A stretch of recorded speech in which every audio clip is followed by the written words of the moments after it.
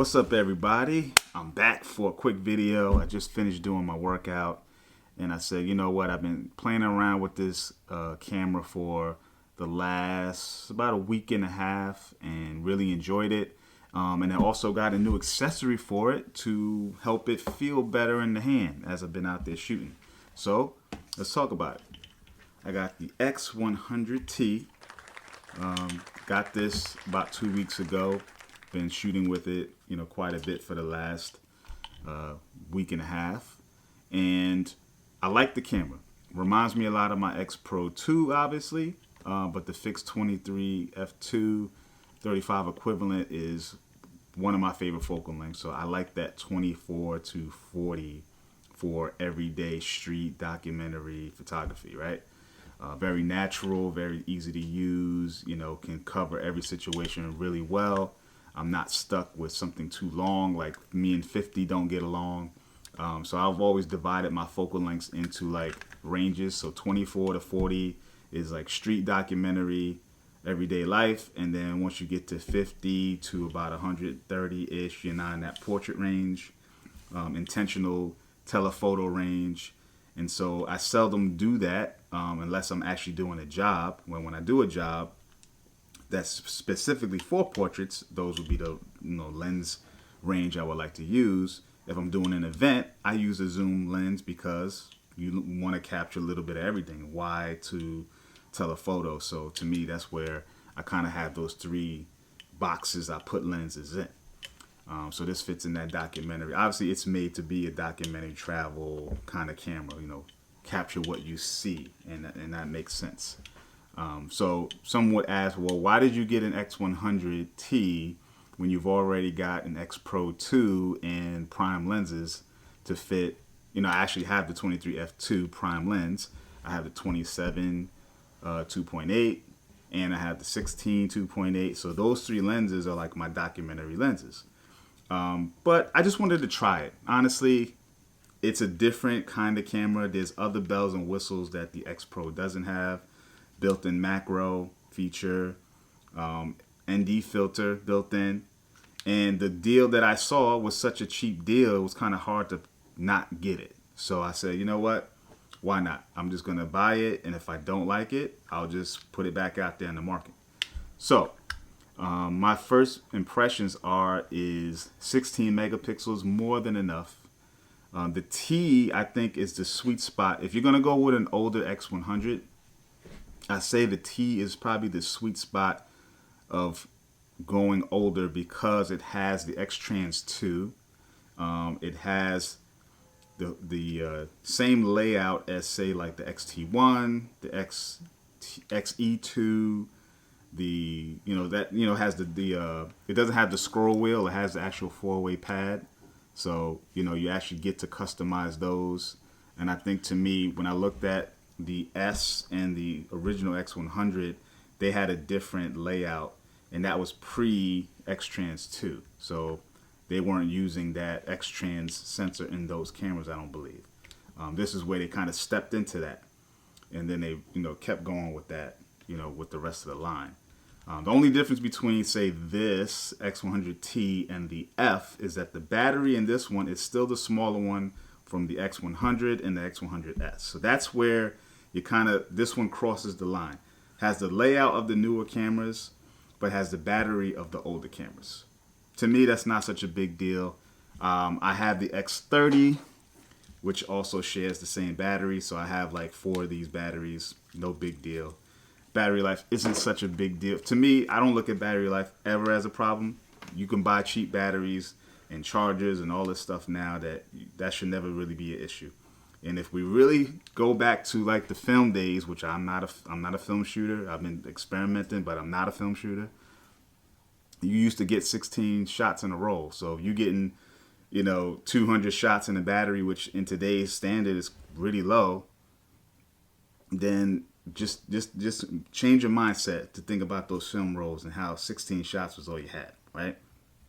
Carry extra batteries and you'll be fine. In addition, this camera in particular charges in camera. So it uses the old USB prior to C. I don't know what that is. USB A to B, whatever. Micro? USB micro? I don't know, whatever.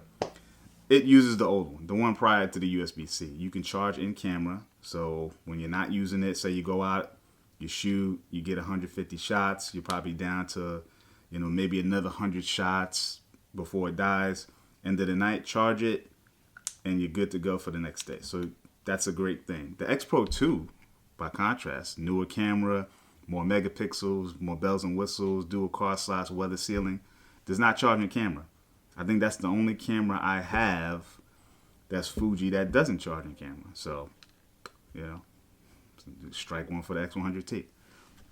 So, the real reason I'm doing this video is because I want to talk about this right here. You see that? See that thing? It's this grip. Now, with the camera naked, the camera's not that big. It's a nice size, not too small, not too big, not too heavy. But this camera does not have much to grab onto at all. So for me, like most cameras I have, I got to find a grip for it, I wouldn't say I have huge hands or anything, but I definitely have, a grip, from doing sports and stuff like that. I want to hold on to something. And so a grip is almost mandatory for almost any camera I have. If it doesn't have a good one built out the gate, like say this XS10 I'm shooting on right now, then I'm going to search for a grip that's going to help me get more purchase on the camera. And so I got this grip, which is really nice. Now, this is from Metro Case. Look them up. They make cases for mostly Fujifilm. I think they got one for Nikon ZF if you're looking for one. They got that, and the X100 they got one coming for that too. So if you got a new X100 V or 6, they got you covered. And this is probably, I'm gonna say this, probably the best grip that I've ever purchased for any camera. And here's why. There's a lot of reasons why. So this is, I don't even know what this made is. You hear that? It's like a hard plastic that has a rubbery-ish feel, and then it's not heavy at all. It doesn't add much weight at all, but feels super sturdy. Like this thing feels like a rock. It feels like stone almost. That's what the texture is, like a stone, rubber, plastic. And then the key feature, because I looked at other grips. I even purchased some other grips that I end up just like, ain't gonna work. The key is the thumb rest. That's the key right there. I know you can see it. I'm gonna pull it up real close. See that right there? See that little hook? The thumb rest. That's key. That's what made it really comfortable. So when I hold on to it, my thumb fits right there with no issue. And like when you're holding it, you're not using it, you got that little thumb piece to keep it secure. And then you got this front grip also, like makes it almost like you could just swing it and you're holding on real tight. So I highly recommend this. Honestly, this grip was probably the reason that I kept the 100T as long as I did. I know it's been only 2 weeks, but I was already thinking to myself, it's a great camera, feels good, blah, blah, blah. X Pro 2 feels much better naked without a grip. Even though I have grips for it, it feels good without the grip when I want to keep it slim.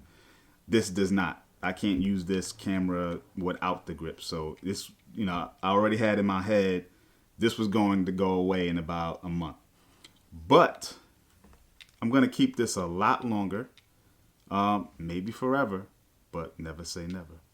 But I love this grip. So I'm doing this video because I want to really highlight this grip as a whole. So if you are a X100 user, they've got grips for you. And I think this is the best one you're going to get. To me, this is the best one. So I tried others in a short period of time that I've had this camera. This is the best one. Give it a shot.